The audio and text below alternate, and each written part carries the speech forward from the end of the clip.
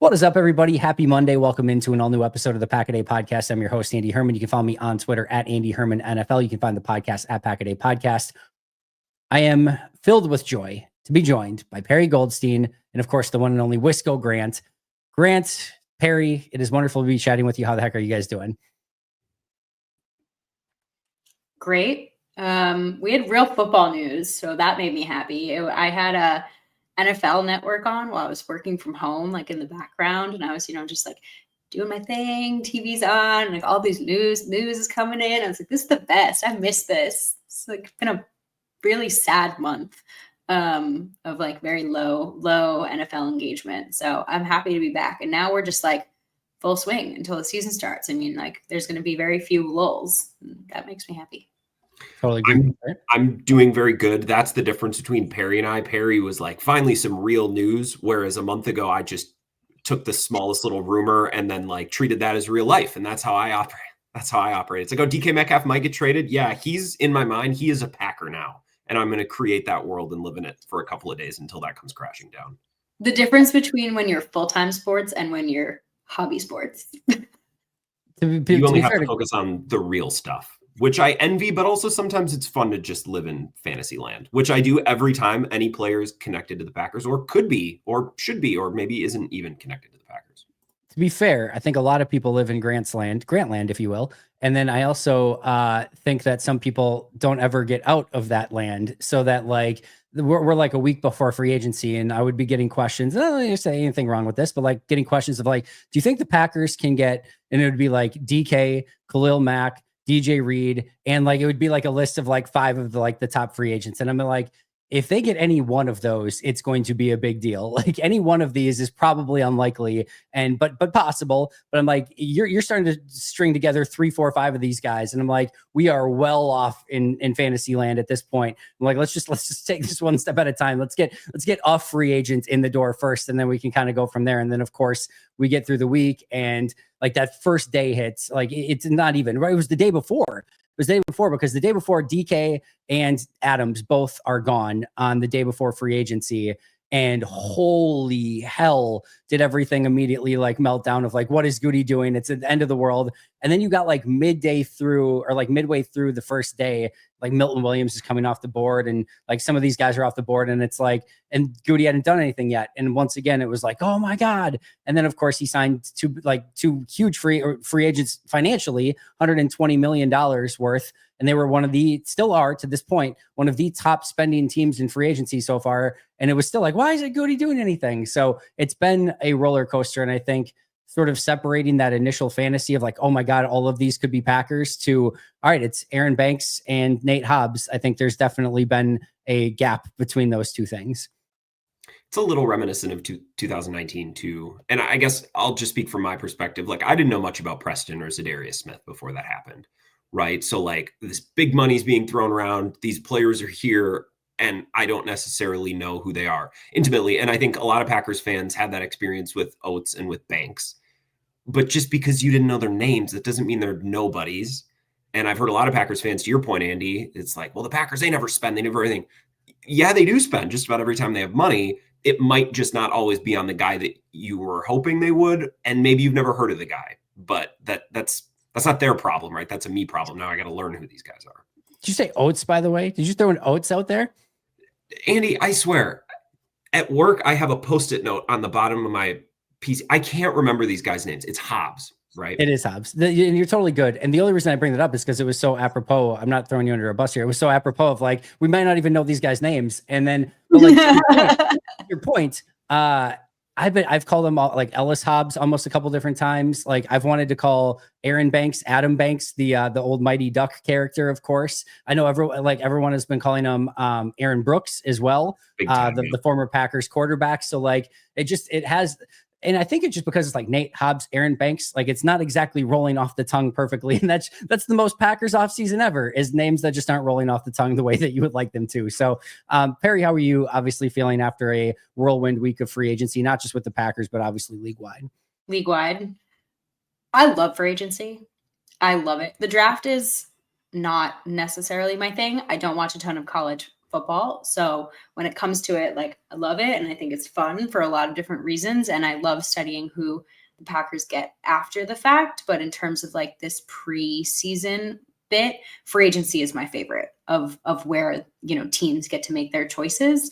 I love like the reshuffle of things and imagining a player on a new team and what they're going to do. And then everyone starts talking about, oh, well, now they're a contender because they have so-and-so. And then you're like, it's way too early to say that, you know, like all of a sudden everyone's talking about the Steelers. Well, if they could just get a quarterback, like look at all their weapons. And it's like the Steelers have been 500 for like, I don't know, 8 seasons now. Is DK Metcalf really going to do that? And so I think it's super fun, especially after the month. I loved the quarterback carousel of this week and all the questions we still have because we have Russell Wilson and Aaron Rodgers like still making their little decisions. So it's fun watching some of the big dominoes fall that first week.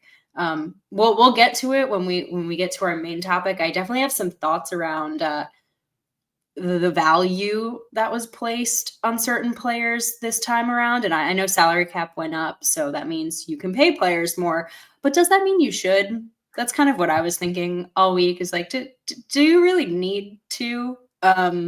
So I saw some big money getting thrown around that I don't know. I don't know if teams are going to regret it. I don't know if certain players necessarily needed it. In terms of Packers land,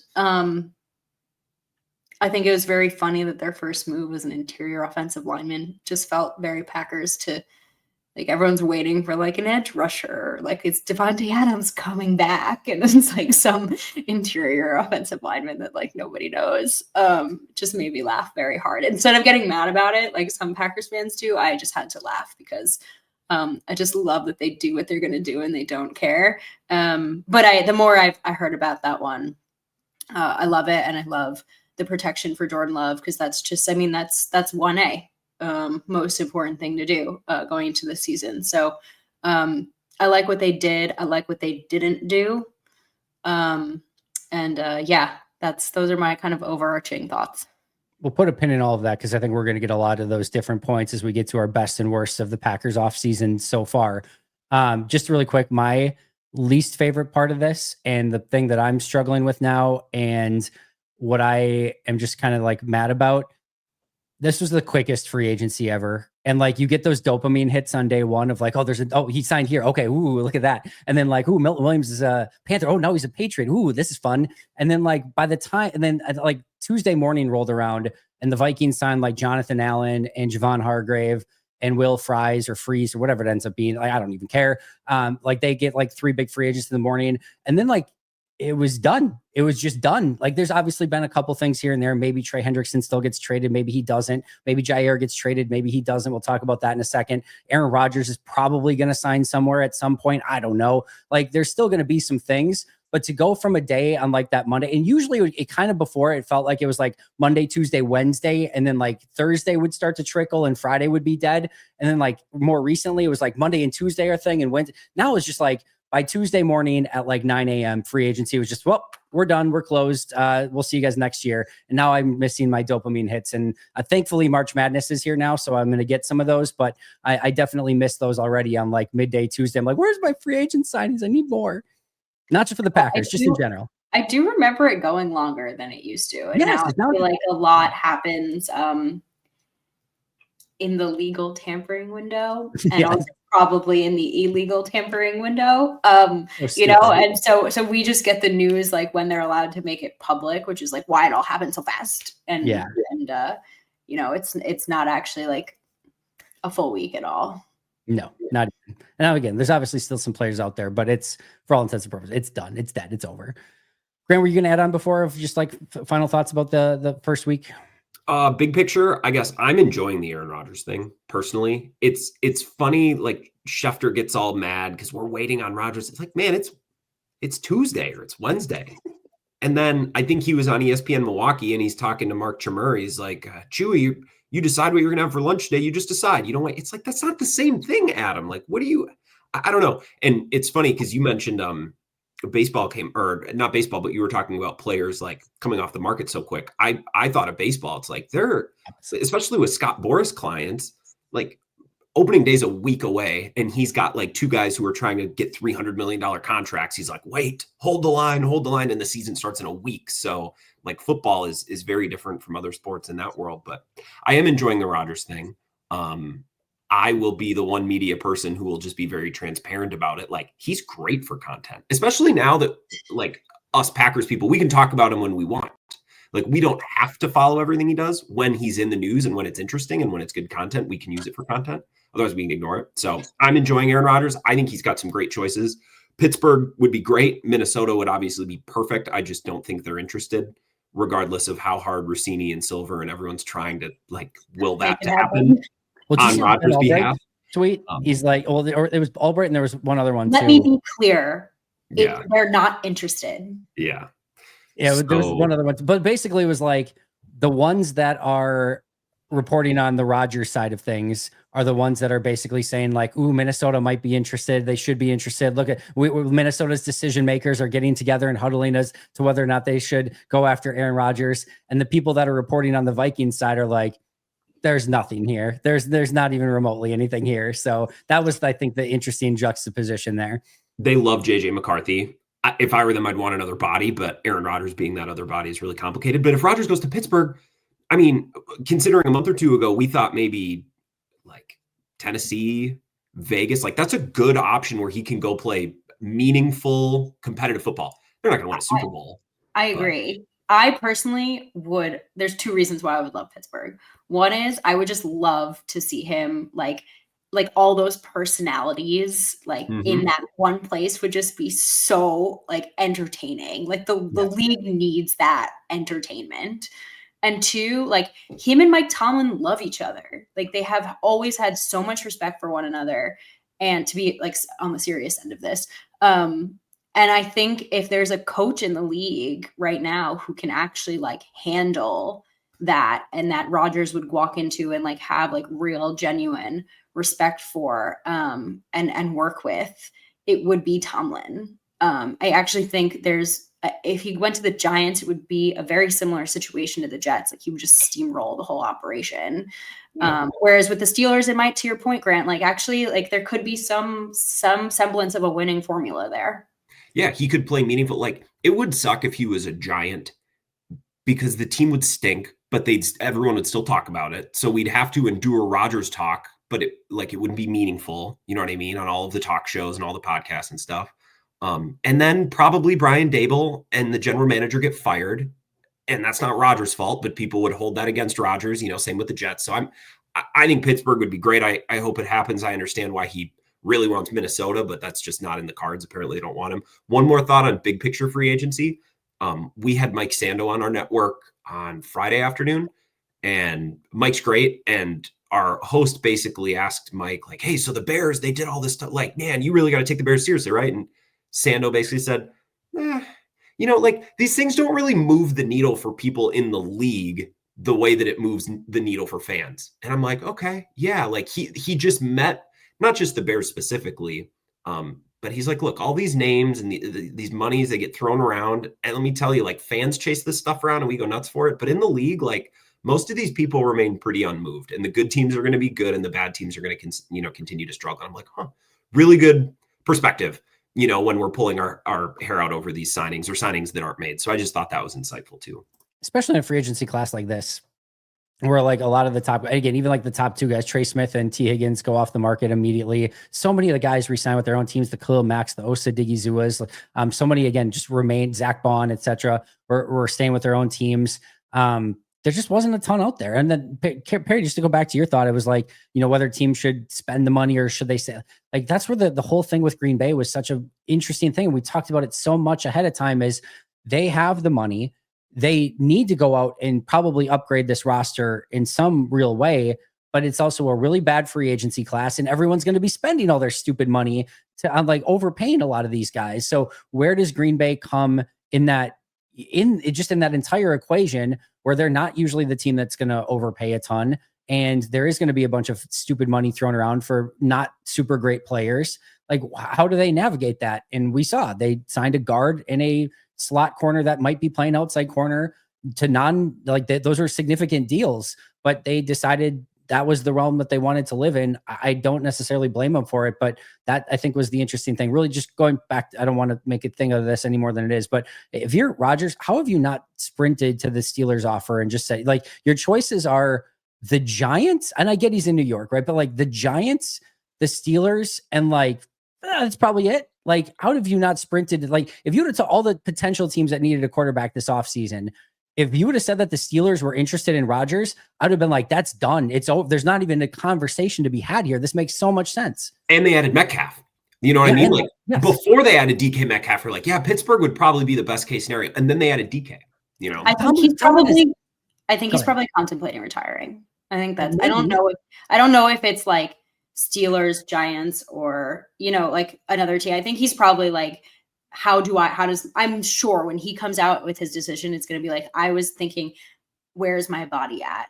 And can I do this again? Maybe. Tomlin has 18 consecutive non-losing seasons. Like, Tomlin isn't in and of himself is like, we're going to be at least 500. Like, you walk into a 500 season or better with Mike Tomlin as coach, basically. And that's also why I kind of love this, is like, if they don't go 500, like, oh my God, can you even imagine? But if you're Rodgers, like, you basically roll into that, and they just got Metcalf. They're not messing around. Like, they still have TJ Watt on defense. Like, this is your playoff. You should, by all accounts, be a playoff team.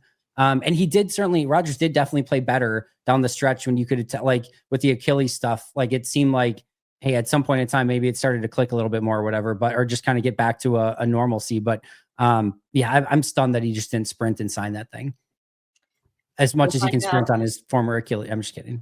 We'll find out soon, I guess. So. I don't think it's going to be, I thought it would be done by this weekend. So watch, it'll take place between the few hours before this podcast gets published. But I don't think that this is going to be dragged out for a month like some people do. Because why would he have reason to do that? Like, his option is great. That's an excellent option. I think him and then some insiders, Mike Silver and Rossini specifically, are like publicly are doing like, Vikings, are you sure? Are you sure? Like, Rodgers could, like, you sure you're good with McCarthy? And they're like, we're good with McCarthy. So go take Pittsburgh. It's a better spot with more talent than I thought would be available to him. So I'd like to see it.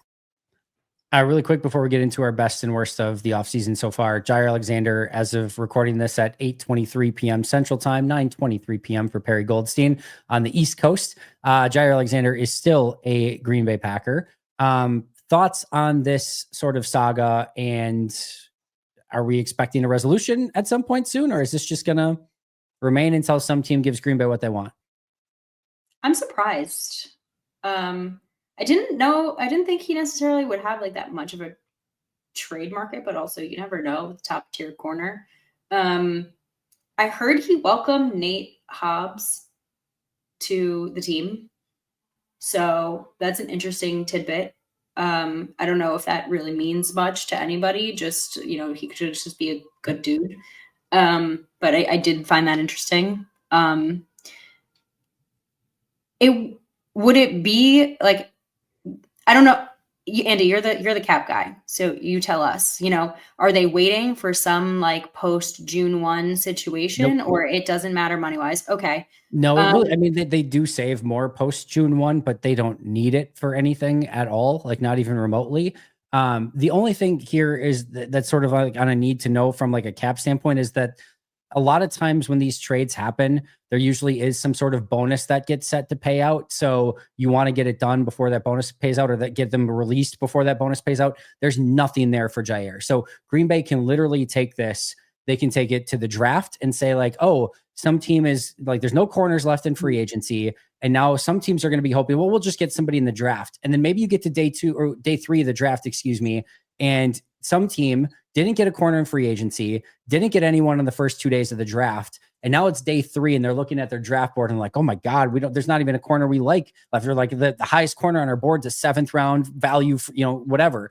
And they say, well, here's a 4th for Jaire. So they could take it into that. They could also take it all the way through training camp and say, you know, we're not going to have you here. We're just going to keep you on the side until we get whatever offer that we want. We have a feeling that some point at some time, some corner is going to go down for some competing team with an ACL or an Achilles injury, whatever it might be, and they're going to be in desperate need of a starting caliber corner. And guess what? We just so happen to have Jaire Alexander. We'll take a future 4th round pick at that point in time. So they are, I think, again, maybe this is done by the time people listen to this and maybe he's been released or traded for whatever. But if they want, they can play as long of a game as they want here to hope that some team gets desperate via either the the draft, or, at the end of camp when somebody gets hurt or cut down time, whatever, and bring it as long as they want. I don't think they will, but they can. That's interesting. I mean, if there's no negative reason, money-wise or otherwise, to keep him on the roster and keep him as leverage, as capital, as whatever, then sure. I mean, why not? You want as many assets as possible. I hate talking about human beings this way. But I do wonder, like, at what point do you just like want to have like your at what point does this become like bad juju, like bad aura? And you want to kind of nail down. Just went to Kansas City. Thank you for that. But like, you know what I mean? And I don't know. I mean, is there a world where the longer this drags out, the likelihood that he actually resolves this with the team comes about and he actually stays put? Like, is that on the table now? I feel like the longer this goes, all the options open up.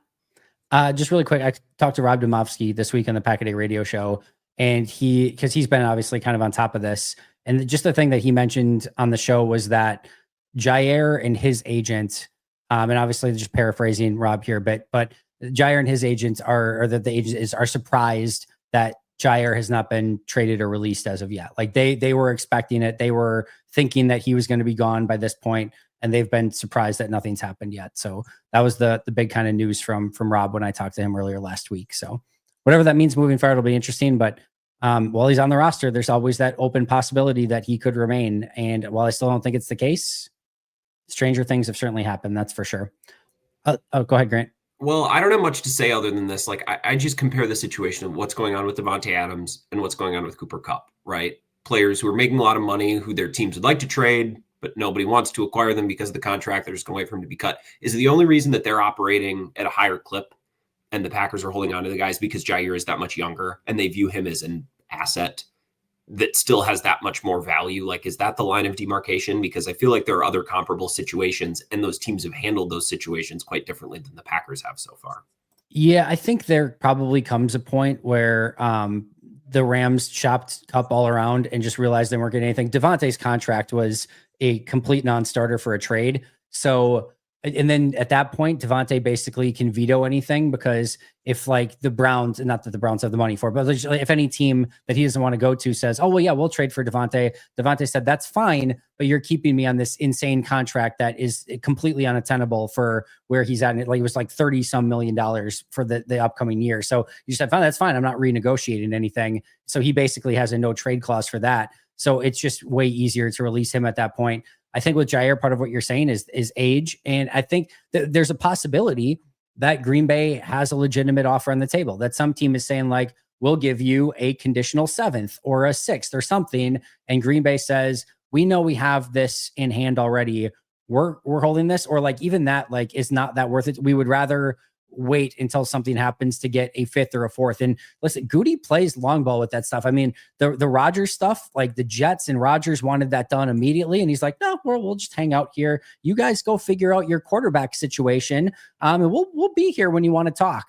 And so the Jets were in no man's land. They needed Rodgers. Rodgers wanted to be there. It was they already basically everyone announced, yeah, he's going to be a Jet. You're just like, oh, okay, yeah, you're just going to have to keep upping that cost in that case. And like they're very sad. Like they got a 1st and a 2nd for Davante when they traded Davante. Like Goody's good at this stuff, so he might just be waiting and like, oh, you're offering us a 6th, awesome. Call us when it's a 4th, and we'll just be here because we know we're going to get it eventually.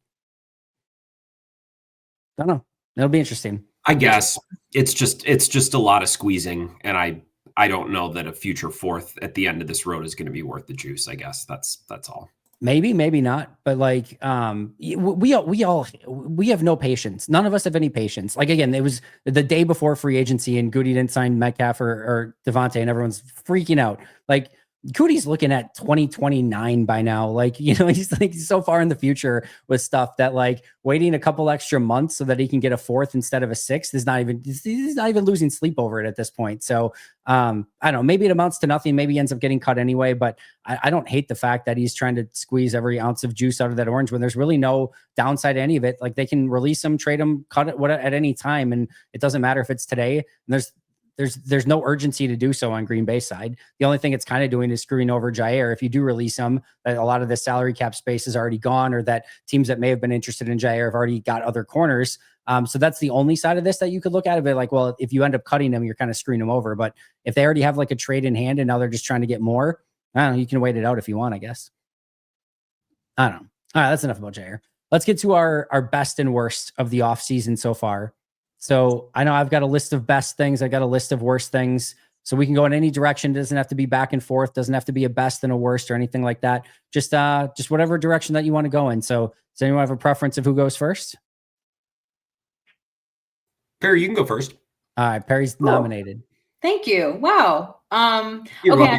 I feel like I alluded to this earlier, so this is what I'm going to start with. And when you sent this test, it was the first thing I thought of. And it's probably because free agency just happened, so it's a little bit of recency bias. But I love that the Packers didn't spend needlessly, and they didn't overspend on anybody. At least I didn't. I don't view either of their signings as overspending. I think we can talk a lot about a number of players that maybe they need, right? One of the wide receivers or an edge rusher or whatever it is. But I looked at some of those contracts or some of the money, some of the draft picks that were sent. And I thought almost every time I thought, I'm so glad the Packers didn't do that. And I think we talk a lot about like some of the best moves or moves you don't make. And I know fans who want that big signing, like, don't love hearing that, but I really feel like that was this free agency for the Packers. You look at both contracts, and sure, you might think that it was too big of a contract for Aaron Banks. That's what you have to do. When you don't hit on some players in your draft classes, you a little bit have to, quote unquote, overspend later on in free agency to fill a hole. Fine. I'm okay with spending a little bit more on a offensive lineman who's going to protect Jordan Love. I think the Hobbs deal is really not as big as it looked when it first came out. It's really actually only 2 years of real money. The back 2 years, which is also super rust ball, are kind of fake. So I just really like what they did. Even though they have money, they didn't, go out and say, oh, we can spend, so let's go spend. They were very smart about what they did, and it leaves them now with room to do things like pick up a street free agent that might be really impactful later on, and potentially make a trade if something becomes available and they need to restructure a deal for said player. So I'm really happy with the fact that they didn't overspend and they didn't do as much, because I saw some of these deals happening and I was like, no, I'm okay with that not going down. Grant, Grant, how you feel about that? I'm curious your thoughts, because I know you've been maybe wanting a little bit more from this free agency class for Green Bay. I don't want to put words in your mouth.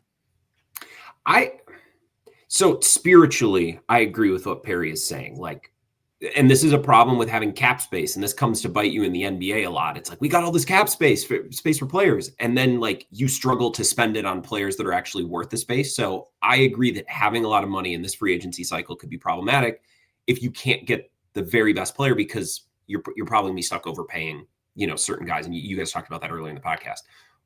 Where I don't know that I disagree with Perri, but what I'll add to what Perri's saying is, like, you're saying that you're glad that they didn't pay other people and do some of the deals that were out there because they were too big and they were too much. I think a lot of people feel that way about the lineman, Banks. Banks, of course. Like, I have a lot of people that I see on Twitter saying, yeah, it's a lot of money, but that's the going rate. That's what a guard costs. So I think on a smaller scale, the Packers probably did overspend. And you could argue that every free agency ad is an overspend because that's how free agency is. But I guess on some level, I agree with what Perri is saying. I just think the Packers did overspend in their own way and in a lesser way, but I still think they overspent, especially on the linemen. Here's what I'll say. I had on my list is I'm happy Green Bay never feels the pressure to do something for the sake of doing it. And what I mean by that, like, listen, we all wanted another a top flight wide receiver. We also were realistic about it going in. If like it's Adams and DK, and if you don't get one of those, it's going to be really difficult to sort of do it just because there's not a clear and obvious player that's available. Defensive end, we were maybe hoping that a Myles Garrett trade was going to come. Nope. Well, he stayed. And then Max Crosby stayed and Khalil Mack stayed. And like so many of these guys ended up staying. You know, maybe a Josh Sweat would have been available, but it's possible too that like given the same contract, he would have rather played with his old defensive coordinator, who's now head coach in Arizona, in Jonathan Gannon. And that just Arizona is a little bit nicer than Green Bay, Wisconsin from time to time. So like, I don't know that like how much of that stuff plays a factor, but it's definitely a two-way street and it's a possibility as well. And what my I don't even know if I want to call it a spin on this is, but what my spin on this is I would have been very upset if they're like, well, we're going to go out and get, and it sounds like maybe they were interested, but like Cooper Kupp at 15 mil a year at this stage of his career. And I think that would have been a massive overspend for Cooper Kupp at this stage of his career. Like even the Dante Fowler conversation, and I know he went for 1 year's $8 million. Like if Green Bay would have signed Dante Fowler to 1 year, $8 million, it would have been fine. You know, he would have been a rotational piece on this defensive line. Dante Fowler doesn't solve your problems to any real level or extent. It's another rotational player on this defensive front. I think if you weaponize him in the right way, you could have probably found a way to make it work and probably get your ROI on 8 million or whatever. But it wouldn't have moved the needle from, I don't think Green Bay's win totals change one iota by going from what they have right now to Dante Fowler. So I think the fact that I'm sure they would have loved to do more at wide receiver, but the market wasn't super just available at that spot. Defensive end, I think so too. And again, you end up in these situations where a lot of the guys got re-signed or not traded or whatever, and maybe they still do something for Hendrickson. I wouldn't think so, but you never quite know. I just think that they sort of pivoted to what was available to them, and they went out and got a top offensive lineman, and what certainly they felt was a top offensive lineman, and a really good corner in the back end of their defense. Obviously, it can play slot outside, and I think they sort of straddled that. We don't want to overspend and live in a world that we're going to, just overspend in a way that's going to really negatively affect us moving forward. But we also want to add to this team and make it better because it's time to win right now. And I think they hopefully found a sweet spot. I can understand why it, again, maybe feels a little bit underwhelming, but my biggest takeaway, or what, not what maybe my biggest, but one of the things that was definitely on my best so far is that they just didn't add something for the sake of doing it. And they are going to continue to look at how they can add to it moving forward. But sometimes the idea of like activity is good. It doesn't always work that way. Sometimes activity is bad. That's what I mean by like they didn't spend needlessly. Yeah. Like they spent where they found value in this free agency. And I think like I think the Packers do a good job of blocking out the noise of what everyone else is spending on and what everyone else is paying for certain players and saying like, we're going to do this in the way that we see fit. And like, yeah, you can definitely look at Aaron Banks and be like, that's a lot of money. You can call it course correction for some bad draft classes. You can call it an inflation rate on just like at some point you just got to pay a player what the rate is. You can call it, they think he's worth that much. Maybe probably a combination of the three. But I'm, to your point, Andy, just like glad that it didn't feel like they were just like making moves to make moves because they felt like they had to fill a bunch of holes. And we'll get to one of my worst, which is like, I still feel like there are holes. So like and that, yeah, like where do I feel like this team is in terms of like, do I think their win percentage is higher or not going into the season yet? I don't know. But I appreciate when the Packers aren't just like, we have money, let's go. And they're smart about what they do.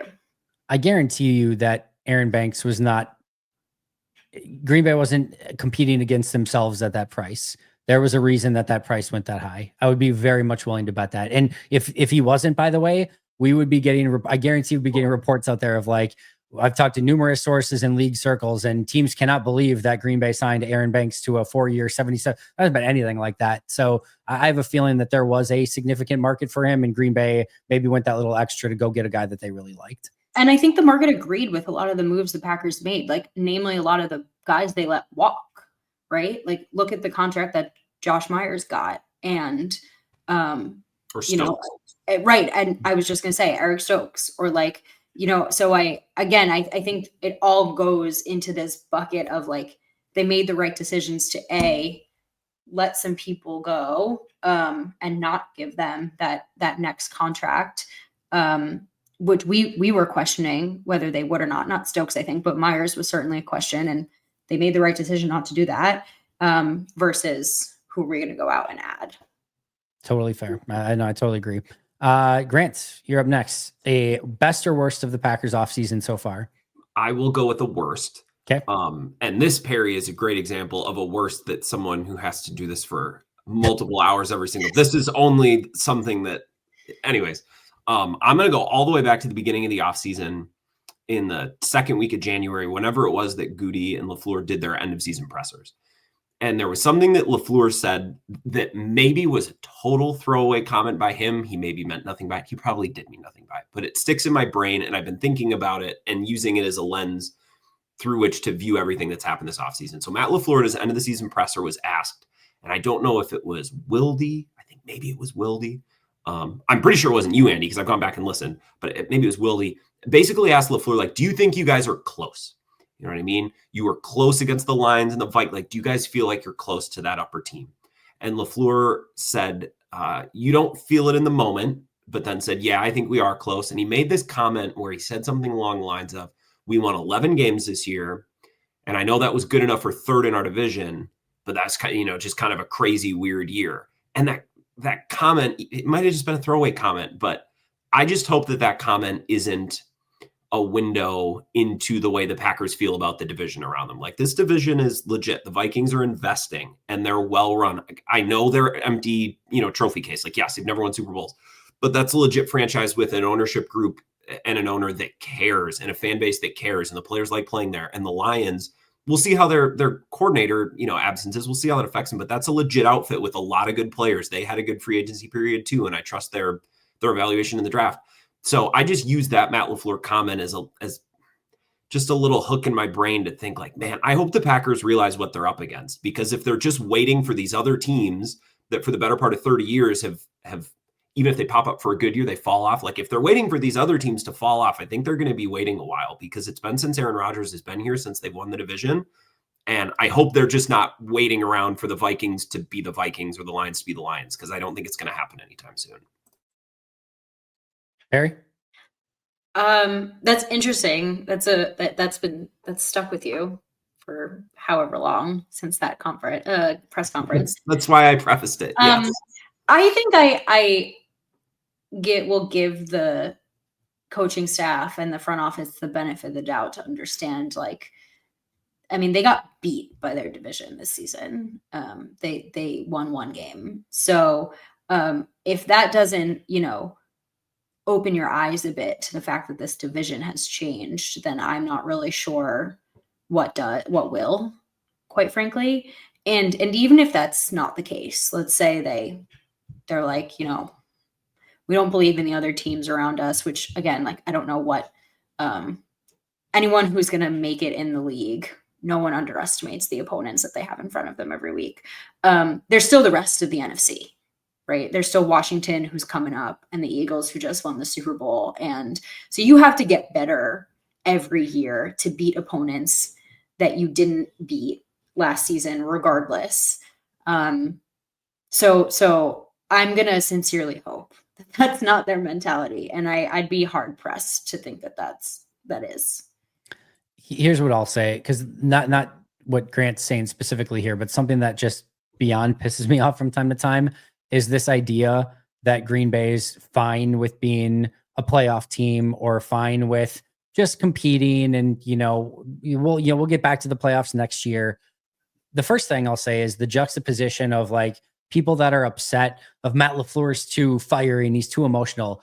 That dude hates to lose. That dude hates when they don't pick up a first down or when a call doesn't go his way. He is wired to win. He is ultra competitive. He has his guys back. Like he wants to go out there and win every single time.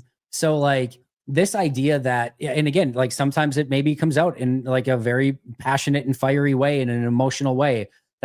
I will take that, by the way, every single time. Give me the fiery guy that cannot stand to lose and that is pissed and that is literally going to battle with his guys. I want that. I want that dude. Can he clean up a couple things here and there? Sure, absolutely. But I will take that and let's clean up a couple of these decisions in the heat of the moment rather than somebody that's just stoic and what, like, I want that passion and I want that energy. And trust me, again, just knowing Matt as much as I know, he is not wired to lose. It is eating away at him that they went 1-5 in the division, and he will be doing everything that he can to make sure that that does not happen again. This is a guy who's owned the division for the most part in his entire tenure in Green Bay. So yeah, it's not going to sit well with him at all that they went 1-5 in the division. And again, I'm not saying that that's what you're saying, Grant, by any means, but that part, and then the fact that, again, the Goody conversation of like, oh yeah, like, if you haven't seen the difference between Goody and Ted Thompson, and that like every single time, again, this offseason, that Goody's had the opportunity to go out and spend in free agency, he has done so aggressively, and it has added Josh Jacobs and Xavier McKinney, and now Nate Hobbs and Aaron Banks, Billy Turner, Adrian Amos, Zadarius Smith, Preston Smith, Jimmy Graham. Like we have a pretty large sample size of like, Goody's not sitting on his hands and being like, oh, there's going to be a better free agent available next year. Like, oh, we don't want to do too much. Like, he is going out and trying to upgrade the team. You may disagree with the decisions, which is totally fine. But to say that he just like kind of sits on his hands and is okay, like he is not. He is also somebody that is ultra competitive and wants to go out and win. And that's why he gave a call to action to the entire franchise in his press conference of like, it is time. The urgency needs to be there. We need to start winning championships. So I think this entire organization is ultra motivated to get back to a Super Bowl. They're doing everything in their power. It may not always seem that way, but they want that more than anything. And I very much know that to be the case. And I'm with you because I think, because we hear that from fans. Well, they're just fine to make it into the playoff. Like, no, I've never thought that. It's going to be it's just going to be a real battle. And it's going to take a lot to win this division. And I don't know that, we'll throw a couple draft picks at need. Like, I think edge rusher and wide receiver they were weak there down the stretch, and it really hurt them against the most elite teams. And they didn't do anything to address either. And I know, like, the corner, that'll help the pass. I know. And I still believe in their other young guys. Like, I still like Reed and Wicks. But it would be one thing if you were dealing with a division like the AFC South. This is not the AFC South. So I just wonder, if the Packers plan so far, if this is going to be enough. And I'm skeptical. That's it. That's all. I don't doubt their motivation or their drive to do this thing. I just don't know that they've done enough so far.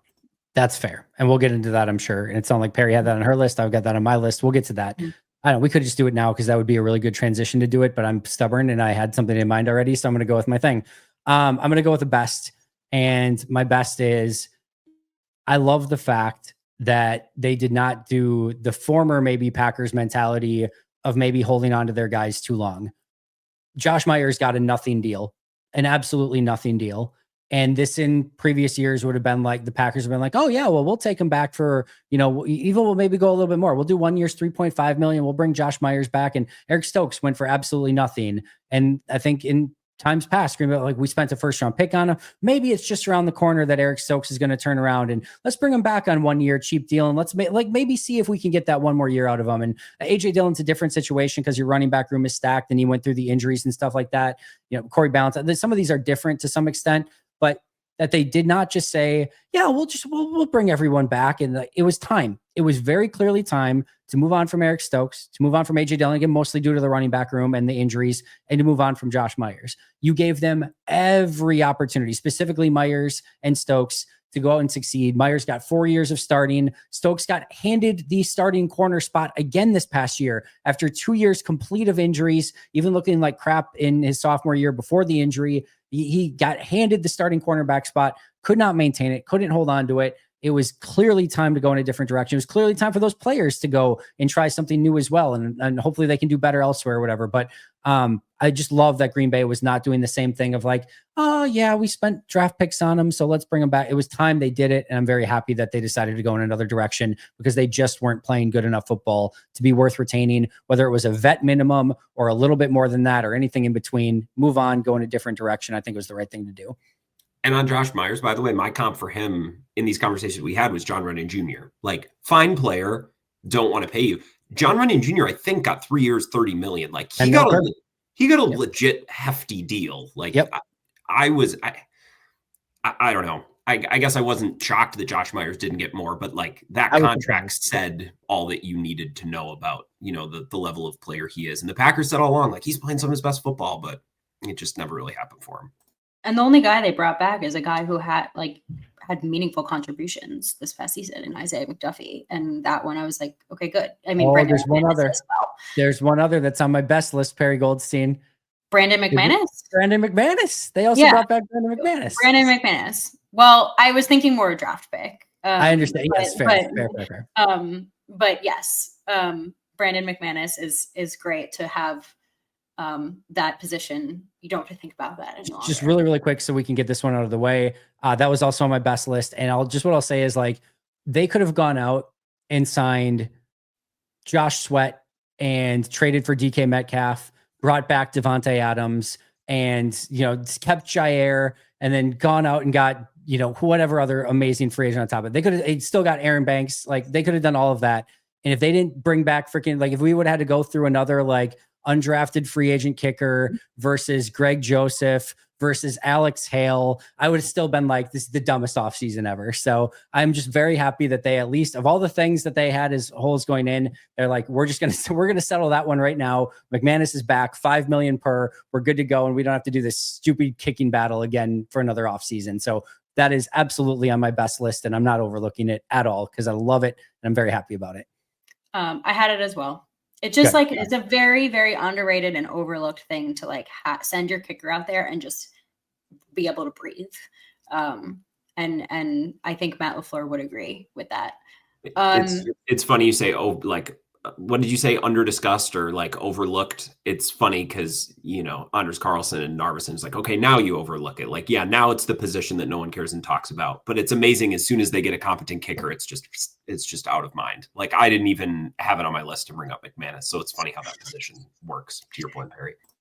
I'm going to do a worst, and it's a little bit around something we've already talked about. So hopefully we can dive into it further, but I don't know if this it's a question. So let's do it. I think it's, and again, I don't know why I put it in the worst, but I think I put it in the worst, like, because I'm still questioning, if that makes sense. Yep. Actually, do I want to do this one or do I want to do my other one? No, you have to. Now you have to. I have two. They'll be the worst. I'm like, it's too early in the off season maybe to actually, but like, are the Packers better after free agency? Like, that's what I'm asking myself. And Andy, you said it much. I like the way you put it earlier, which is like, do these players that they've added, are they adding like tangible wins to this season? And like, the idea of having an upgraded best five offensive line, especially after what we saw in the Eagles game, when one guy goes out and then all hell breaks loose, essentially, and your whole offensive game plan, I felt like, goes to shit. And your best thing all season in your run game goes just like AWOL because you can't run block. Now I feel like they made a tangible upgrade there. At least you want to hope that that's the case, right? They made a subtraction of Josh Myers, who I believe is just graded negatively, and they made a plus in Aaron Banks, who I believe has a positive grade, or at least would have a positive grade.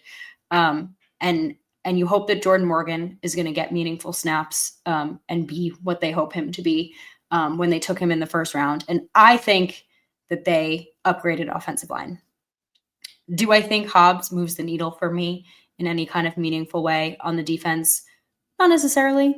I think versatility in the slot with him and Nixon on the boundary is nice. I think that'll be fun for Jeff Hafley, and I'm curious to see what he does with that. But he's not a boundary corner, and I think like real solid boundary corner play without Jaire is a big question mark for me still.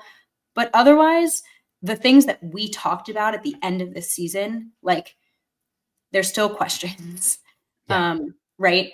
And so I'll say it kind of leads me into my next one, but I don't love that feeling after free agency because I don't love relying on the draft to fill those holes. I guess, I mean, we might not have time to get to my next one, so maybe I'll just go for it. Just go lump for it all it. in. I think we're all going to a lot of what you're feeling. Yep. Yeah, like I don't like going into the draft with like a need. Like that doesn't feel good when you're like, we need this. You want to go into the draft being like, this is supplemental. Like, sure, maybe your first round pick or your second round pick, they're going to have like meaningful contributions, but you shouldn't be walking in the draft being like, we need capital N an edge rusher, or like we need capital N an offensive weapon, because the Packers just weren't good enough in those places last season. So yeah, I question whether they're like tangibly better. Here's what I had, and I think Grant, you're probably thinking a lot of the same things here, but these were all on my list. You didn't add any sort of star player to this team, and that was kind of the one thing of like, you've got a good team, you've got good players. Can you find a way to add another star to this team in some ways? And maybe Hobbs becomes that. Maybe, I don't know. I mean, guards are tough to become stars, but maybe Aaron Banks becomes that. But it doesn't feel like they added any sort of real star player up until this point. Not done yet. And we should preface all of this is that this is the best and worst of the offseason so far. It's not done yet. No star player, no pass rusher, either at defensive end or defensive tackle, which was, I think, pretty much to a T, everyone's kind of 1A going of like, you really kind of need one more pass rusher. They've done nothing. The only thing on the defensive line that they've done so far is lose TJ Slayton. That's the only thing. No interior defensive lineman, no wide receiver added up until this point. To your point, Perri, I had on my list, you're asking the draft to do some heavy lifting. And again, you don't necessarily want to go into a draft where this isn't also a one where you've got 5 top 100 picks. You've got pick 23, you've got a second, a third, you've got 5 day 3 selections, but you're not swimming in picks. You don't have a top 12 pick in this draft. Like, this is a pretty standard draft, and you're potentially asking it to do a little bit of that heavy lifting. And then to your overall point, your first one out of my list of this team feels like it went from good to really good to really good. Like if you asked me where they were at coming off the year, I'd been like, this is like a good team that I think could be really good. And if you ask me right now what I think of the team, like, I think it's a good team that could maybe be really good. Like, I don't think it is my viewpoint of this team on the whole has changed one iota of like, do I think they can win any game that they're in? Absolutely. Do I think that some of their young players could take a step up and that Jordan could play closer to 2023 and that we see a resurgence on offense and that this defense continues to improve under Jeff Hafley? Absolutely. Do I think they can be a competitive team and maybe even make a run if they get hot at the right time? Absolutely. But this is all where I felt like they have been. And you're coming off a year where those were sort of your feelings. And to Grant's point earlier, you went 1-5 in the division. You lost in the first round of the playoffs. You lost every good game or to every good team that you played against last year. So while I still think there are potential answers there, my overarching viewpoint of this team has gone from good to really good to good to really good. And that's where I'm at with it. Grant, I know you've been stewing. We've caged you in, and now we get to and we talked about this. You were nice enough to do my show this week. And I said, look, I'm not anti good O-line. I'm not anti adding a piece in the secondary, but it's a salary cap league and you have limited resources allocated to free agency, to trades, to the draft. And I thought that they could have addressed O-line and corner with picks. I'm less confident that they can address wide receiver and edge rusher with draft picks. And now they're in a position where they have to. So it's not necessarily that I'm anti-player. I'm certainly not against them spending money. That's great. They're trying to win. I could have allocated those resources differently, and I'm left at the same place that you are, Andy. So that's all I really have to add to that. I'll give another worst. I can be a little bit of a Debbie Downer. This isn't a huge deal, but something that I think is kind of significant. I think Campanile leaving is probably something that I'm going to think about until I see how their defense looks and how they're operating with his replacement and in his absence. And this isn't even something that I would bring up if not for the presence of Edgerrin Cooper and how he played as a rookie, because I think right now their best shot at a truly game-breaking player, unless they were to trade for, Hendrickson or somebody on draft night or something, is Edgerrin Cooper in year 2. And I don't know how he's going to look or how he could be impacted by a changing of the coaching and the people around him. So it's probably not something that we're going to talk about for 10 minutes, but it's something that I'm thinking about and I think could impact them, because I think it could impact Edgerrin Cooper, who's one of their most impactful players right now in my mind. I had this, and just to add on top of it, I had Tom Clements as well. And just losing Campanelli and Tom Clements as assistant coaches in one offseason is definitely a bummer. I love that they added Sean Mannion. I love that they added DeMarcus Covington was one of my best too. I'm excited about DeMarcus Covington. And I love that they added the former Bears offensive coordinator as well. I had it on my list and I just deleted it because I didn't think we were going to get to it. Luke Getsy. So the fact that they had a Getsy, Sean Mannion, DeMarcus Covington, I think those are good, solid moves, but losing Campanelli and Tom Clements is definitely a bummer for what they've brought. I think even just in 1 year for Campanelli, and certainly Clements over the years, what they brought to the team, I think that's definitely a loss. Well, and I'm just less concerned about, I think we've talked about this. I'm just less concerned about Tom Clements because I'm not convinced that Jordan Love couldn't benefit from a new voice, to deal with his mechanics or this or that. I don't know. I just know that whatever was going on with Edgerrin Cooper and his coaches last year worked, and that was cooking. And you listen to comments from players and other coaches, just nothing but glowing remarks and reviews for Campanile and the type of guy and the coach that he is. So just something I'm probably a little bit more concerned with that than Clemens, but those are two big losses. And Packers fans, if you're going to say, well, the Lions will come back down to earth because they lost 2 coordinators and a bunch of coaches. Well, that happened with the Packers too. And now we'll see how somebody like Dan Campbell and somebody like Matt LaFleur, they go about replacing those guys and kind of keeping things in motion. So I'm interested to see how that pans out. But I think right now it has to be viewed as a negative for sure. All right. In the interest of time, I'm going to run through lightning round, the remaining ones that I have on my list. And then Perry and Grant, I'll let you each kind of weigh in on whatever one strikes your fancy the most. Does that sound good? All right. So here's the remaining on my best list. One that I think can't go unnoticed. It's not anything Green Bay did. Jeff Hafley's still defensive coordinator. They could have theoretically lost him as a head coach somewhere. So just the fact that they get to carry that over into a second season, that is still somewhat of a relief to me, because that would have been a huge pain in the ass if just you finally get this defense that looks legitimate and then he walks as a head coach. That would have been oh, that really, really stings. So Jeff Hafley's still defensive coordinator. Say what you want about Nate Hobbs or whatever. The fact that they continue to make tackling and run defense a priority in the secondary is something that is very pleasing to me. After the years of, again, maybe Jaire and Stokes and Savage and some of these players not being the best tackling defenders and run defense defenders, going with the Hobbses and the Nixons and the Bullards and the McKinneys and Evan Williams and those sort of players is there's something to that. And I think we saw it last year when it came to run defense. And then just prioritizing offensive line. Perry, you kind of hit on this earlier a little bit, but just the fact that whether 4 years, 77 for Banks is too much or whether they needed an interior offensive lineman, we saw in the playoffs and Super Bowl, et cetera, the trench play is extremely important. Continue to prioritize offensive line. I really like moving Elton to center. Theoretically, it sounds like that's what they're going to do. And just making run blocking a higher priority as well. It seems like pass blocking and pass protection has always been kind of one of their 1A priorities, and just adding a little bit more of a run blocker to that line I like as well. So those are the remaining ones of my best. The worst is, I don't know how worst I guess this is, but still, and I know both of you kind of hinted at this, but 4 years, 77 still is just a little bit probably rich for Aaron Banks. But again, to Perry, your point earlier, markets have changed, the rates have raised, and that's probably more of me just having to get used to that a little bit more, but just seemed a little bit rich. And then speaking of rich, look at this transition. The extension for Rich Bisaccia still is just a little bit, I don't know. This has been a special teams that is still underperformed for 3 years. And I don't even necessarily question that he's probably a very good assistant head coach. It seems like he has Matt LaFleur's ear, and it seems like he is very valuable. We even hear Nate Hobbs of how he's talking about how important Rich Bisaccia was. We hear from Nixon, we hear from Jacobs, we hear from all these guys. They are glowing about Rich Bisaccia and what he brings to the table. So I don't even necessarily mean it, but just the special teams is still fairly sucky overall. And just to the point where people were wondering if Bisaccia was going to get fired this offseason, and then I don't know that you needed to fire him. I just don't know that you needed to give him this contract extension either. Maybe just let this year play out, see how special teams actually goes, make him earn that next extension and go from there. But that was the only other one I had on my list. So Grant, go ahead. You can be the first to react, and then we'll end with Perry.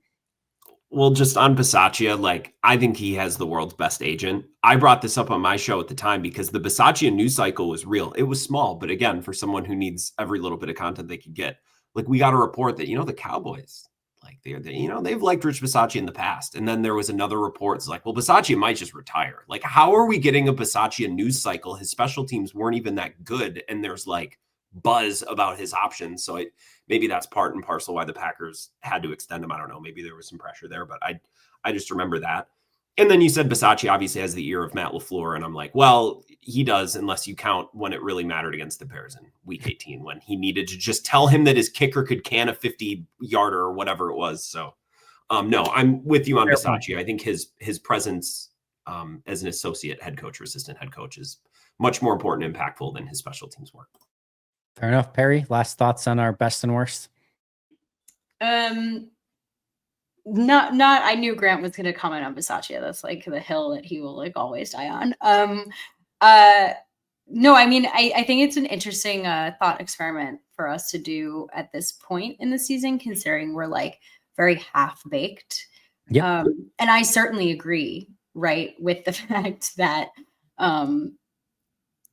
I don't necessarily love going into the draft with like, like I said before, capital N needs, but like I can, devil's advocate myself and say, like, look at all the contributions that some of the rookies have made over the last two or three seasons. So it'll be interesting for this group to go back and do this again. Maybe during training camp or something after a few more of these moves have been made and we have some more information and see if we feel any differently. That's kind of my takeaway after we've been talking for an hour. You mentioned needs, by the way. I just think it's funny, and I'm a hypocrite this way too, how like last year we're like, oh, they took Jordan Morgan. Why didn't they take someone that they actually needed? And then a year later, we're like, God, now we got to draft someone we need. This is the worst. This is not a spot that anyone wants to be in. So it's just kind of funny how we've gone full circle with the draft in 12 months. That's it. Always. Can't Never do anything right no matter what. Yeah. There's no winning no matter what. Like, it's just it's a constant stream of everyone sucks and fire everyone no matter what. So I think this is fun to look at. Like you said, Perri, even at this sort of midway point, and maybe everything changes tomorrow when the Packers trade for Trey Hendrickson, and we'll get to react to that, which would be a ton of fun. But I think it's still interesting to look at what the good things that have come out of it. Because there's been, I think we so lose track of that. Like, there's been a lot of really good things that have come out of this offseason so far. There's still plenty of question marks and how they kind of navigate that for the rest of this offseason, whether that's just improvement from within, whether that's via the draft, some value free agent signings, or maybe one more splash if Goody can pull it off. That's, I think, what's going to be the remaining interesting aspect between now and that first game of the regular season. So, as Goody always likes to say, roster building is a 365-day-a-year process. He's got about 170 of those up until the first regular season game-ish. So we'll see if we can get a little bit more done between now and then. Grant, Perri, I cannot thank you enough. I cannot tell you how much I enjoy these conversations whenever we get to have them. Perri, I know you were crushing it on Packs What She Said. What else are you working on right now? We're back after we took a bit of a month off. So we have our free agency show that dropped. We'll be back weekly until the season starts. So you can just check us out wherever you get your podcasts and on YouTube. Grant, I know you are obviously killing it as well. You can follow him at Wisco Grant, but what else do you want to plug on the way out? Just the daily radio show. I'll be on tomorrow to talk Packers and anything going on. Probably going to yell about the Badgers in Michigan today because that game was a bummer, and I'm interested to pick through that. But then the rest of the week, I got to pack when we're done with this because I'm going to a wedding in Mexico. So, but you can just follow me. That's all irrelevant. You can just follow me on Twitter at Wisco Grant, and all of my content is right there, and the show on podcast platforms, that sort of thing. Well, whether he's tweeting out about the Packers or college basketball or what he's drinking in Mexico, it is worth a follow no matter what. So follow him at Wisco Grant, follow her at Perri_Goldstein. You can find me at Andy Herman NFL. You can find the podcast at Pack a Day Podcast. Thanks so much for joining us today. That'll do it. But until next time, and as always, go Pack, go. Go Pack, go.